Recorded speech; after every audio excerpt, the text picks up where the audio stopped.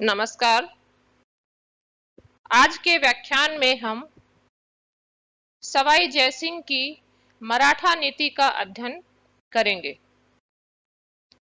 जयपुर के शासक सवाई जयसिंह अपने समय के राजपूताना के सर्वाधिक प्रभावशाली और शक्तिशाली शासक माने जाते हैं।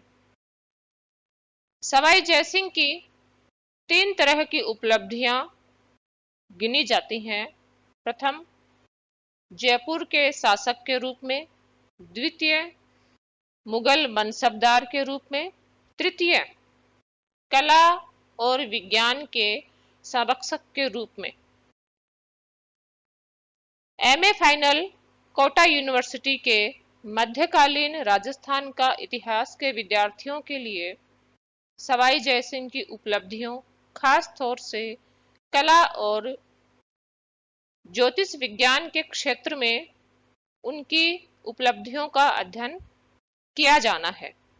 आज के अध्याय में हम सवाई जयसिंह की मुगल मनसबदार के रूप में उपलब्धियां, जो दूसरे शब्दों में उनकी मराठा नीति के रूप में कही जा सकती है, का अध्ययन करने जा रहे हैं। मुगल बादशाह औरंगजेब के समय में शिवाजी के द्वारा मराठा साम्राज्य की स्थापना करने के प्रयत्न किए गए, जिसने 1774 में अपने राज्यारोहण से मराठा स्वराज्य का ऐलान किया। यह मराठा स्वराज्य अपने अस्तित्व के लिए संघर्ष करता रहा, जबकि मुगल राजनीति के कारणों से मुगल सम्राट 1718 ईस्वी में उसे मान्यता देने को मजबूर हुए। यह मान्यता 2 प्रकार की थी, यानी इस मान्यता के 2 मूल तत्व थे। एक मूल तत्व मराठा स्वराज्य के स्वतंत्र शासक के रूप में मराठों को मान्यता देना। द्वितीय, दक्षिण भारत के 6 मुगल सूबों से उन्हें चौथ और सरदेशमुखी वसूल करने का अधिकार देना। इस समझौते ने मराठा और मुगल सम्राट दोनों को प्रभावित किया।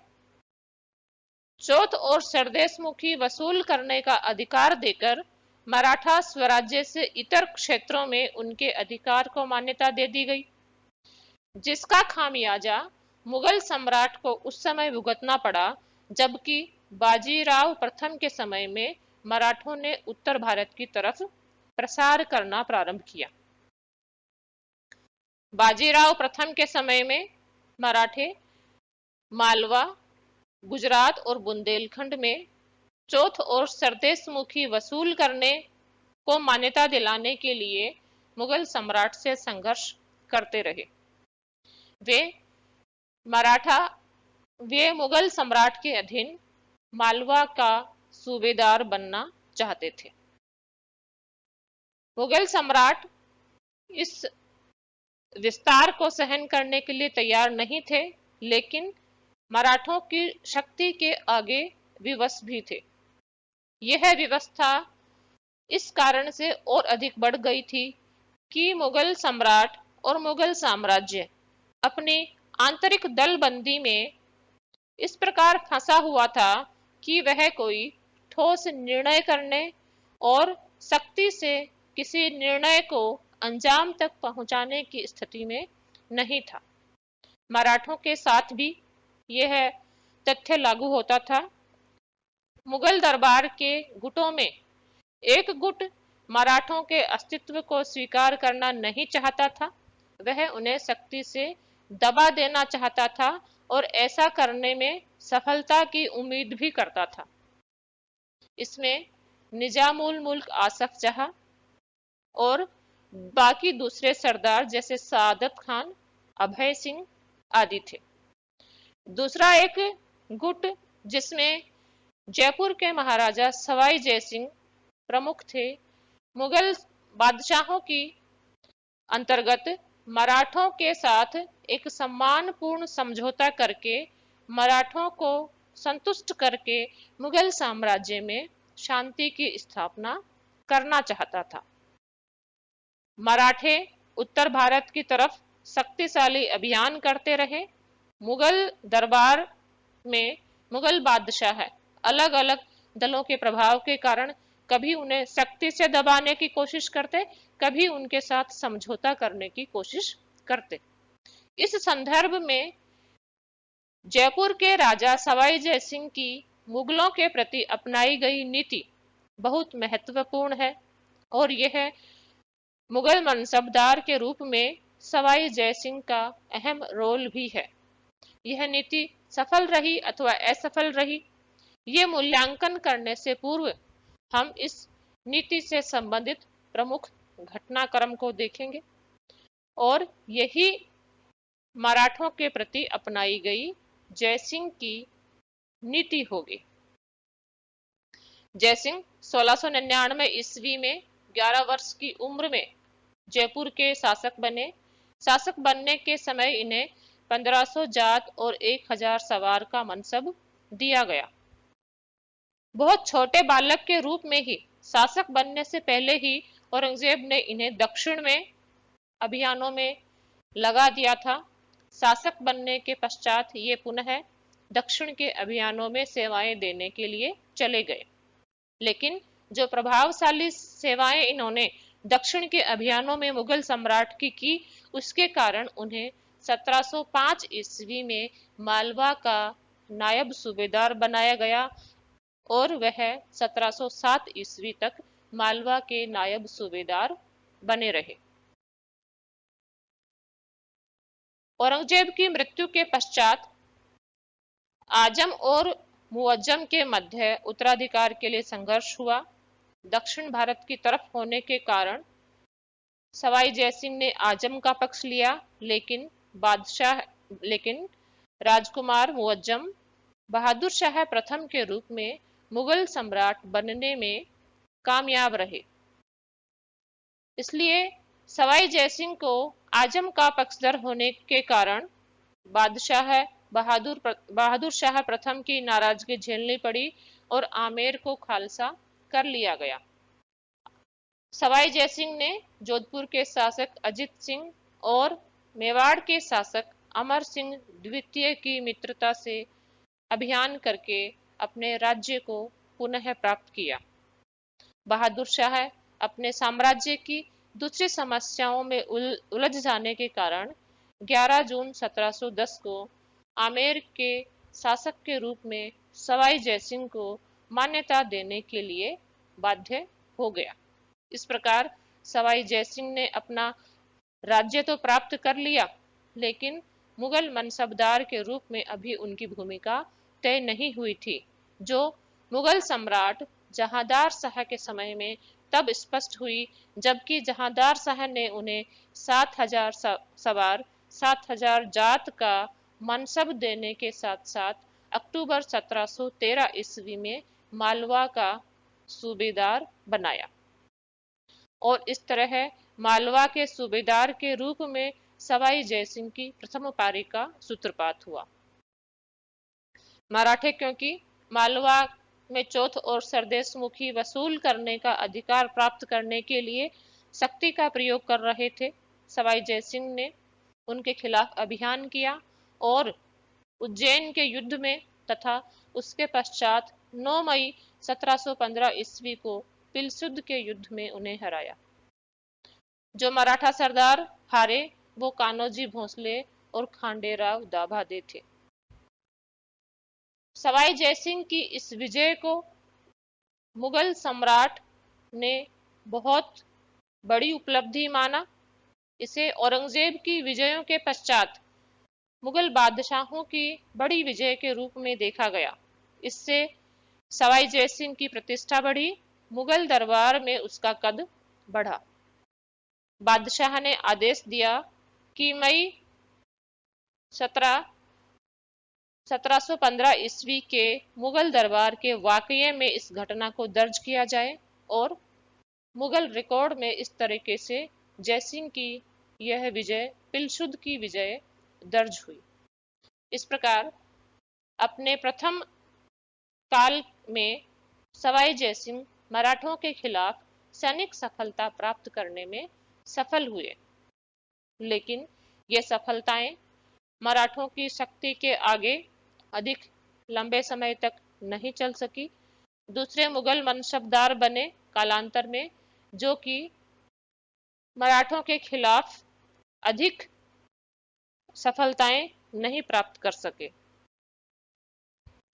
अक्टूबर 2 1729 ईस्वी को जयसिंह को दोबारा मालवा के सूबेदार के रूप में नियुक्त किया गया, क्योंकि इस बीच में सवाई जयसिंह लगातार इस बात की ओर उन्मुख हो रहे थे कि मराठों को सख्ती से दबाने की बजाय समझौते के रास्ते पर आगे बढ़ना चाहिए। उनके इन विकसित होते हुए विचारों का मराठों के प्रति उनकी नीति में इस काल में प्रभाव पड़ा। उन्होंने छत्रपति साहू को एक समझौते की पेशकश की 1730 ईस्वी में, जिसमें उन्हें यह प्रस्ताव रखा गया कि उनके दत्तक पुत्र कुशल सिंह को मालवा की चौथ और सरदेश मुखी के बदले में मालवा में 10 लाख की जागीर दे दी जाएगी, अगर मराठे उसके पश्चात मुगल बादशाह के क्षेत्रों में धावे ना मारे। और यह भी प्रस्ताव रखा कि इस समझौते को वह मुगल सम्राट से अप्रूव कराएंगे, मान्यता प्राप्त करवाएंगे। लेकिन ना तो मुगल बादशाह के दरबार में और न ही छत्रपति साहू के द्वारा इस समझौते को स्वीकृति दी गई, और मराठों को सख्ती से दबाने वाला गुट के विरोध के कारण सवाई जयसिंह को सितंबर 30 1730 ईस्वी में पुनः मालवा की सूबेदारी से हटा दिया गया। फिर मुगल बादशाह के मनसबदारों के अंतर्गत मराठों के खिलाफ अभियान किए गए। इसमें निजामुल मुल्क आसफ जहां मोहम्मद बंगस की पराजय मराठों के हाथों मालवा में जो हुई वो खास महत्व रखती हैं। मात खाकर सवाई जयसिंह को पुनः तीसरी बार दिसंबर 1731 ईस्वी में मालवा का सूबेदार बनाया गया। उसकी सैनिक शक्ति बढ़ाने और नौसेना की टुकड़ी खड़ी करने के लिए उसे 20 लाख रुपया एडवांस में 20 लाख रुपया एडवांस दिया गया। यह सवाई जयसिंह मंदसौर के युद्ध में 1733 ईस्वी में मराठों से बुरी तरह परास्त हो गया। विवश होकर उसे 6 लाख रुपया कैश और चौथ और सरदेश मुखी के बदले में मालवा के 28 परगने मराठों को सौंप देने का पर सहमत होना पड़ा। उसे सैनिक सहायता भी भेजी गई खाने दौरान के अंतर्गत, लेकिन दोनों की सेनाएं पुनः हार गई और मराठों को 22 लाख रुपए देने पड़े। इस तरह से मराठों के खिलाफ कोई सैनिक सफलताएं मुगल बादशाह के मनसबदार, चाहे वह सवाई जयसिंह हो या अन्य मनसबदार, प्राप्त नहीं कर सके। लेकिन सवाई जयसिंह का यह रुख रहा कि मराठों के साथ एक समझौता किया जाए।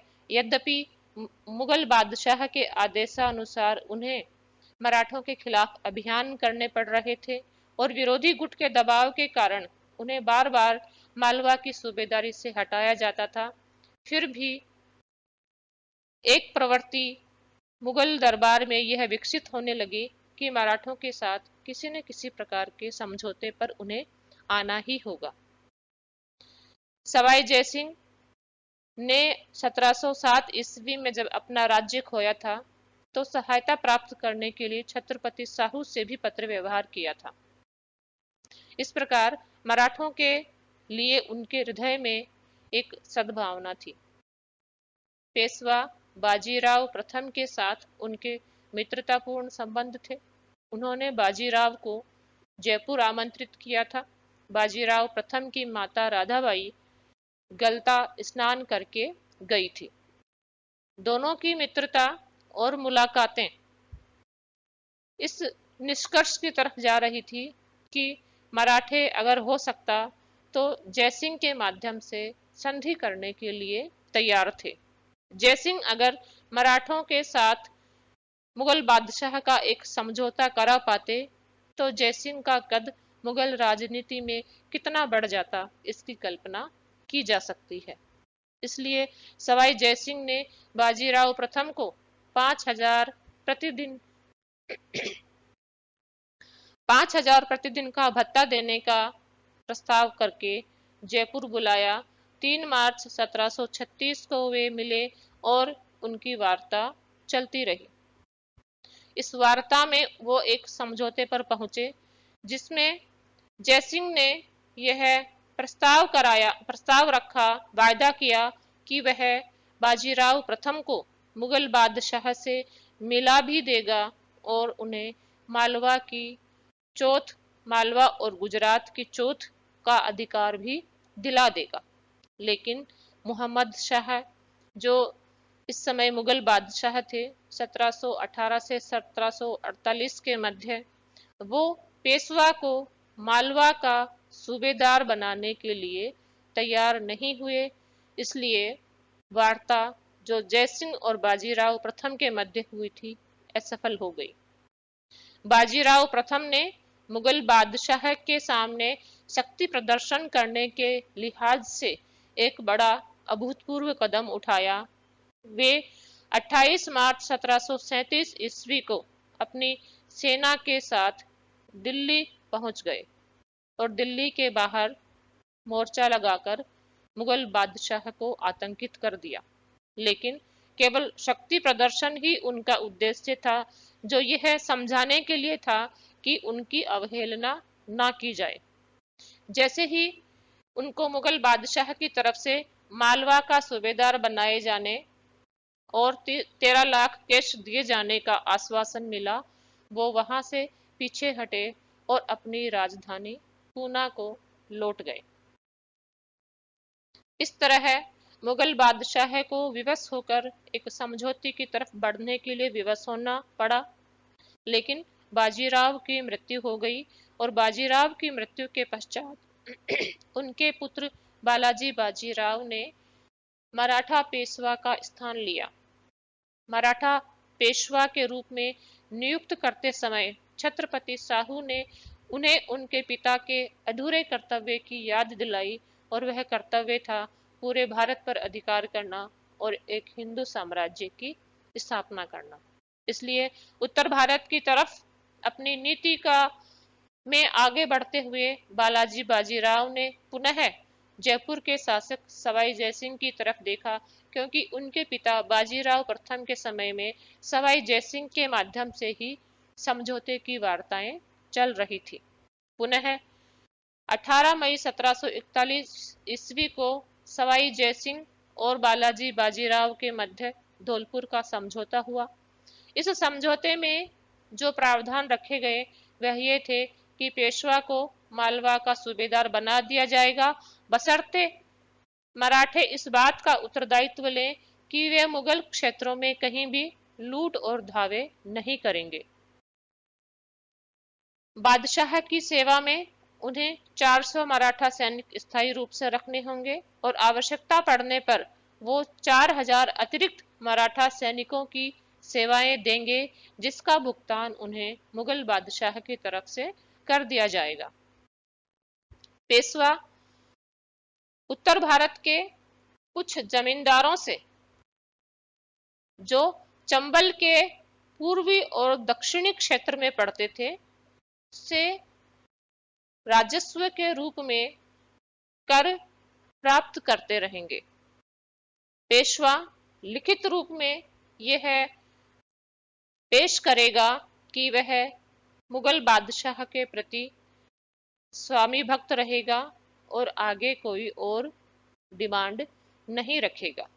ये धौलपुर समझौते की शर्तें थी जो जयसिंह और बालाजी बाजीराव के मध्य हुआ।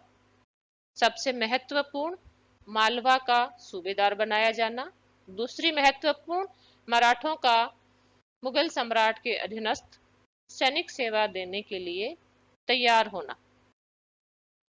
लेकिन यह समझौता असफल हो गया, क्योंकि मराठा मराठा संघ में केवल पेशवा नहीं थे। मराठा संघ में पेशवा के अलावा नागपुर के भोंसले, सिंधिया ग्वालियर के, होलकर इंदौर के, गायकवाड़ बड़ौदा के आदि थे। छत्रपति साहू उनका नेता था। मुगल बादशाह ने मालवा का सूबेदार बनाने की का फरमान 4 जुलाई 1741 को जारी कर दिया, लेकिन आगे होने वाले डेवलपमेंट्स के कारण, परिस्थितियों के बदलाव के कारण यह समझौता असफल हो गया, क्योंकि भोंसले ने ऐतराज किया कि मराठा क्षेत्र, मुगल बादशाह के क्षेत्रों में लूट मार न करने की गारंटी देने का तात्पर्य यह है कि भोंसले, जो कि नागपुर के हैं, पूर्वी भारत में उनकी प्रगति रुक जाएगी। और भोंसले के ही खिलाफ उन्होंने पेशवा से मदद मांगी। सिंधिया और होलकर भी नाराज थे, क्योंकि वह पेशवा के द्वारा किए जाने वाला कोई समझौता, जो कि उनके हितों पर भी कुठाराघात करता, को भी मानने के लिए तैयार नहीं थे। परिस्थितियां इतनी तेजी से बदल रही थी कि मराठों को लगता था कि आगे आने वाले संक्षिप्त समय में वह मुगल बादशाह को और भी अधिक दबाव डालकर और भी अधिक बड़ी उपलब्धियां प्राप्त कर सकेंगे। इस कारण से मराठों की तरफ से इस समझौते को मान्य करवाने के लिए कोई अधिक उत्सुकता नहीं थी। इसलिए 4 जुलाई 1741 को मालवा की सूबेदारी दे दिए जाने के बावजूद भी यह समझौता असफल हो गया, क्योंकि उन्होंने अपनी मांगे बढ़ा दी, जिन्हें मुगल बादशाह ने स्वीकार नहीं किया। समझौते के असफल होने का एक कारण यह भी बताया जाता है कि जयसिंह अपनी आंतरिक समस्याओं में उलझ गया और समझौते को पूर्णता से लागू करवाने के लिए जो समय उसे देना चाहिए था, वो समय वह नहीं दे सका। इस प्रकार जयसिंह की मराठा नीति के अंतर्गत अंतिम महत्वपूर्ण पड़ाव 1741 का धौलपुर समझौता था, जो आंशिक रूप से सफल और आंशिक रूप से असफल रहा। उसके बाद 1743 ईस्वी में जयसिंह की मृत्यु हो गई। यह विवेचन का विषय बनता है कि मुगल सम्राट के अंतर्गत अन्य महत्वपूर्ण मनसबदारों के खिलाफ जाते हुए सवाई जयसिंह ने ही प्रमुख रूप से मराठों के साथ समझौतावादी नीति अथवा मराठों को संतुष्ट करने की नीति का पालन क्यों किया? क्योंकि जैसा कि बताया गया, आमेर के राज्य को प्राप्त करने के लिए उन्होंने साहू से मदद प्राप्त करने की कोशिश की थी। अपने बाल्यकाल में जब वह दक्षिण भारत में मुगल सम्राट के अंतर्गत सेवाएं दे रहे थे, मराठों की वीरता से प्रभावित हो गए थे और उन्हें लगता था कि इनकी सैन्य शक्ति ऐसी है जिसे परास्त करना आसानी से संभव नहीं है। बाजीराव प्रथम के साथ भी उनके मित्रतापूर्ण संबंध स्थापित हो गए थे। बाजीराव प्रथम भी सवाई जयसिंह की इज्जत किया करते थे।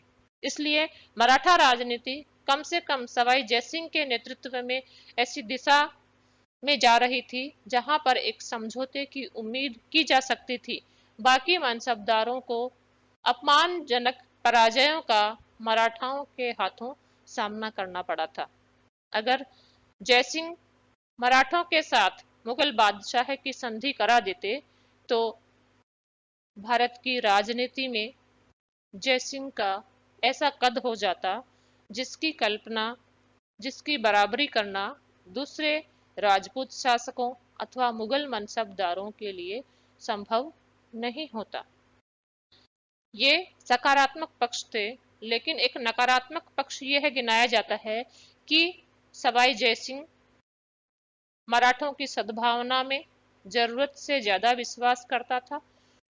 वह इस बात को नहीं पहचान पाया अपने अंतिम समय तक कि मराठों की वृत्ति लूट और लालच की है और वे किसी समझौते पर पहुंचने के लिए उतने उत्सुक नहीं हैं जितना कि लूट और धावों और आक्रमणों के माध्यम से दबाव डालकर धन संग्रह करने में रुचि रखते हैं। इस प्रकार जयसिंह की मराठा नीति एक असफल नीति ही मानी जाती है। यद्यपि जयसिंह ने इस नीति का पालन मुगल बादशाह के द्वारा करवाने के लिए यथासंभव प्रयत्न किए थे। 1 सितंबर 1743 ईस्वी को उनकी मृत्यु हो गई। मुगल बादशाह के दरबार की गुटबंदी ने उनकी इस नीति को सफल नहीं होने दिया। मराठों की महत्वाकांक्षाएं भी अनियंत्रित थी। लूट ही उनके राजस्व का मुख्य साधन था और बना रहा।